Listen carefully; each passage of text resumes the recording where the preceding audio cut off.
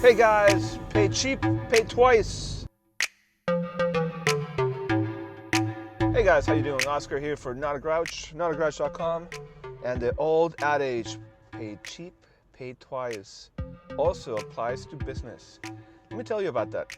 I have an offer for customers that want to get their entire system done, that included social media, website, marketing, strategy planning, content planning, all that. It's a big package, and I get it. It's a little expensive for most people. I get that. But a lot of times they come to me and they say, oh my God, I got another quote and it's 80% less than yours.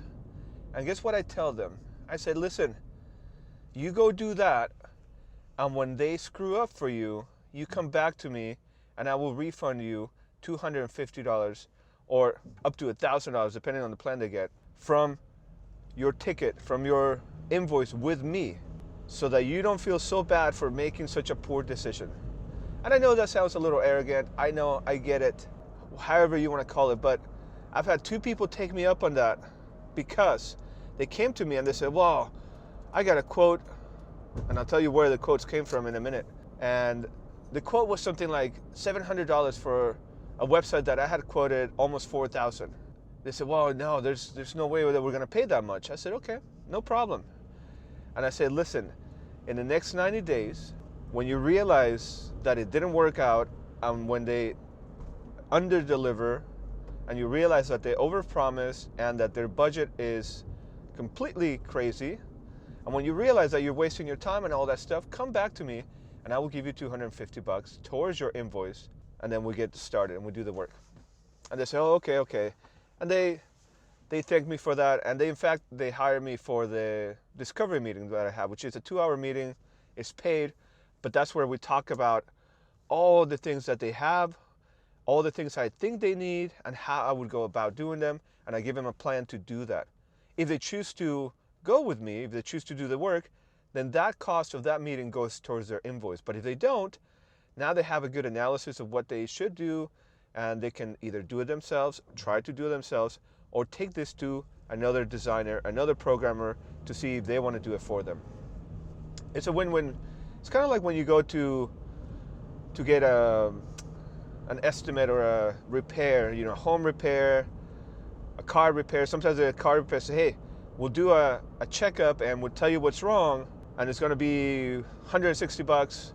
And if you do the work with us, that goes towards the service. Same idea, except it's a much, much higher ticket item because we actually sit down for 2 to 3 hours to do the work. Anyway, they did that, and they say, oh yeah, we want to get a quote from you for all the work that we talked about. I say, okay. So 2 days later, they get a quote, and they are appalled at the price. Keep in mind, they already paid a very high ticket item for a 2-hour meeting. So they say, oh no, we got a different quote and we're gonna go with them. So I gave them that offer, and sure enough, almost 4 months later, they came back and said, oh yeah, you were right. After we paid them, they were very responsive for the first couple days. And after a week, then they kind of stopped responding. And after that, they said, oh, they want more money because they underestimated what they wanted to do and all kinds of issues. They paid more money, and then they realized, you know what, this is it.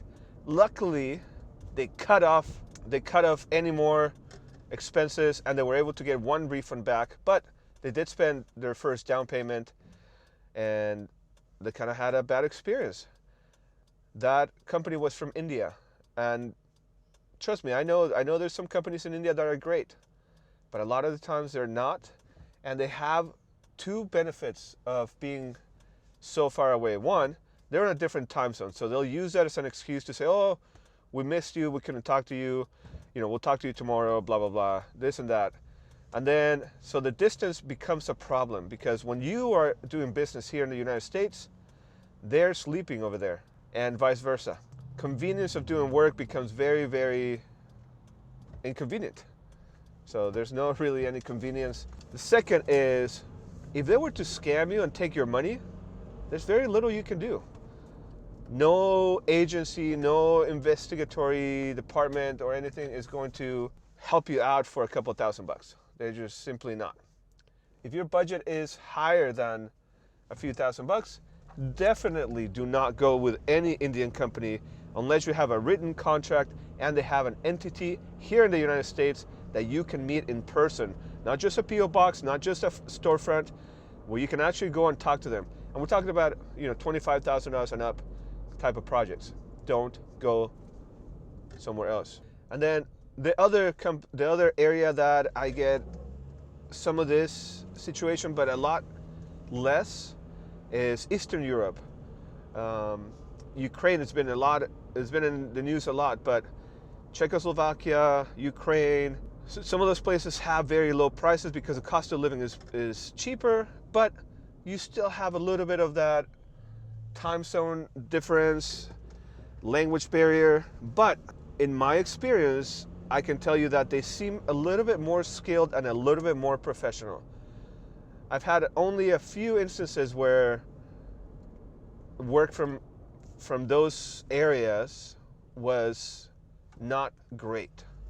So keep that in mind when you go and try to outsource and try to get a cheaper deal. So in any case, pay cheap, pay twice.